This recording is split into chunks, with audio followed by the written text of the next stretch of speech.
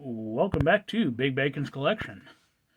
Today we're going to be looking at the G.I. Joe 25th Anniversary Blue Cobra Flight Pod with Cobra Commander. Or, as a lot of people affectionately refer to it, the Trouble Bubble. Now, this figure and flight pod were exclusive to the Target exclusive Ultimate Battle Pack. You know, the great big 3-foot long box that had the Mobat and a Hiss tank. It had this, a Stalker with his flight pack, and then a couple of loose figures, silver-headed Destro Iron Grenadier, and Short Fuse. That was a great one. So, as always, we're going to start with the figure.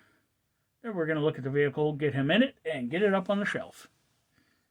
So, this is a typical blue helmeted Cobra Commander. And as with all of them, the helmet falls off very easily.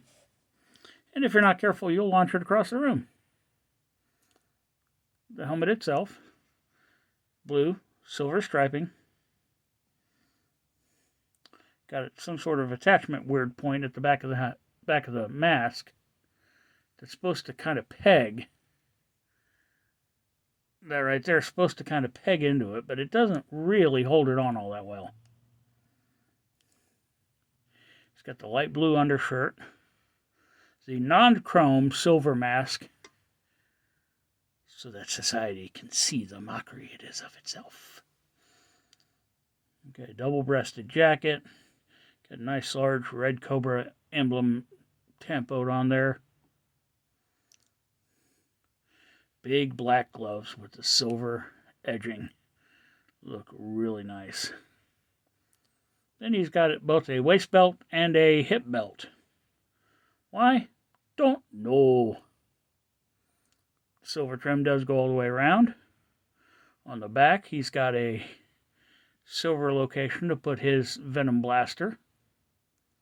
Black belt also continues all the way around.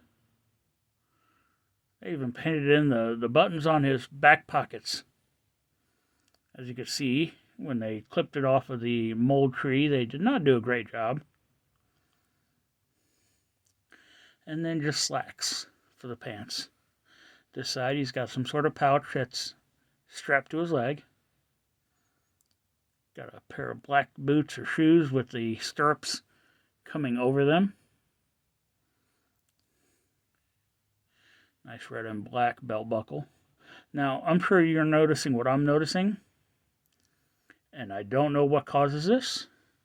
But blue, blue, blue, blue, blue. Darker blue. Darker blue. Darker blue. Lighter blue. Middle blue.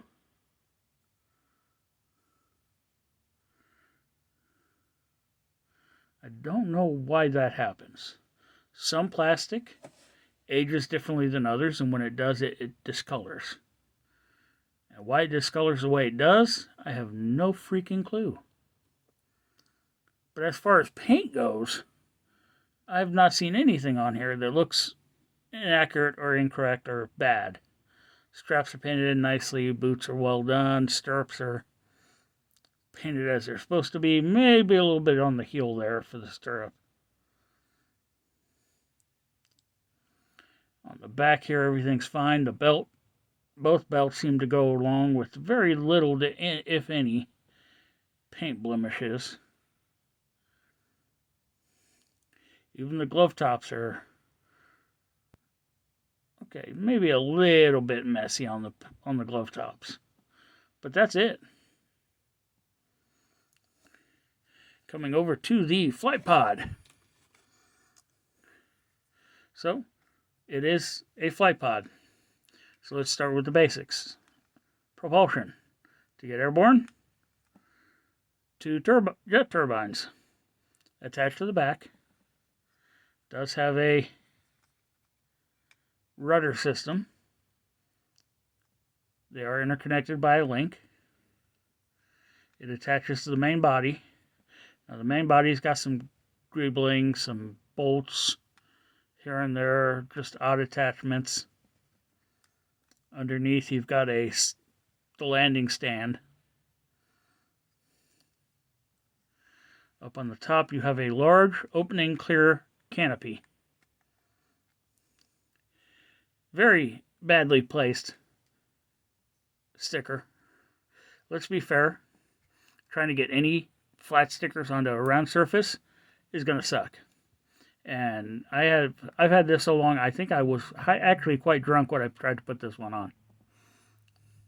So between the figure's legs is the control yoke. It does lower down and come back in to allow for easier placement of the figure. Bottom of which is a rotating laser attached by 2 cables to the main chassis. Looks like there may have been something that was designed to go there. Don't know what it is, but I don't have it. You have a pivoting control stick, control handles, control whatever. Inside, you have a molded seat with what was affectionately known as the waist clip. On the sides, you have 2 missiles that do remove. Now it's funny because these missiles are not so much round as they are kind of flat. I just think that's really weird. So, vertical takeoff, vertical landing.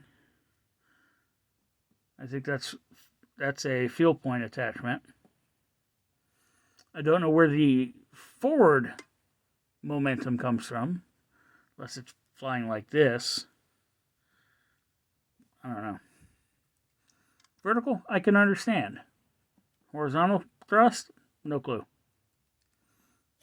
So what do you say we take a moment and get him in here? So getting a figure into the waist clip properly is an art.